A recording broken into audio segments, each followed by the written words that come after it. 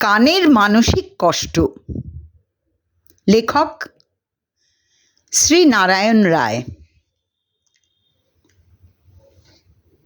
আমি কান। আমরা দু ভাই, আমরা যমজ। কিন্তু আমাদের দুর্ভাগ্য, আজ পর্যন্ত আমরা একে অপরকে দেখিনি।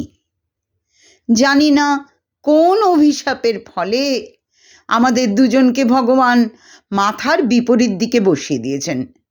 শুধু এইটুকুই দুঃখ যে আমাদের কেবল শোনার অধিকার আছে। তা সে গালমন্দই হোক অথবা ছাটুকারি তাই হোক বা আশীর্বাদই হোক, সবই আমাদের শুনতে হয়।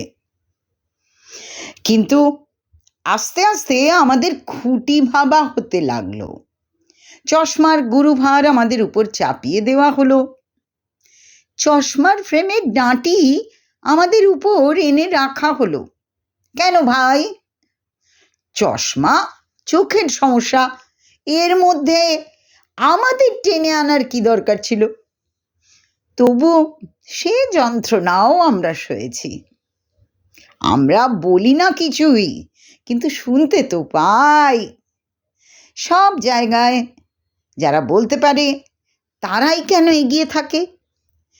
ছোটবেলায় যদি কারুর মাথা ব্রেন সেভাবে কাজ না করে, তবে মাস্টারমশাইরা আমাদের নিংড়ে মুচড়ে যাতনা দেন।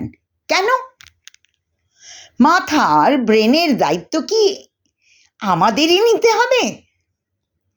বড় হয়ে স্ত্রী পুরুষ সবাই সুন্দর সুন্দর দুল, ঝুমকো ইত্যাদি তৈরি করে আমাদের উপর লটকিয়ে দেয়।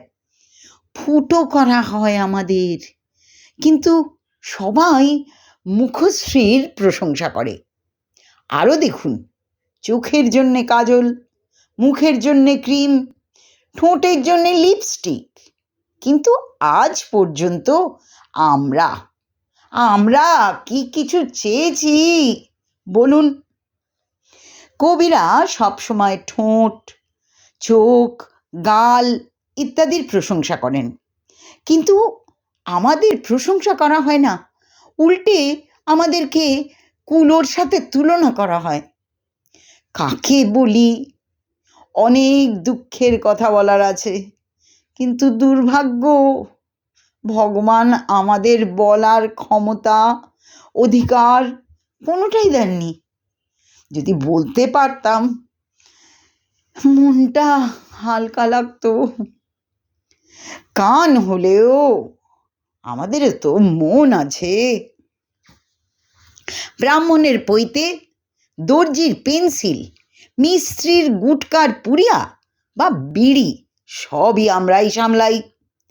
তারপরেও আমাদের গর্তে যান্ত্রিক শব্দযন্ত্র ঢুকিয়ে দিয়ে পর্দা ফাটিয়ে দিচ্ছে। এর উপর আজকাল একটা নতুন ঝঞ্ঝাটে পড়েছি। মাস্কের ফিতে দিয়ে আমাদের বেঁধে রাখা হচ্ছে। আমাদের অস্তিত্ব এখন হ্যাঙ্গারে পরিণত হয়েছে।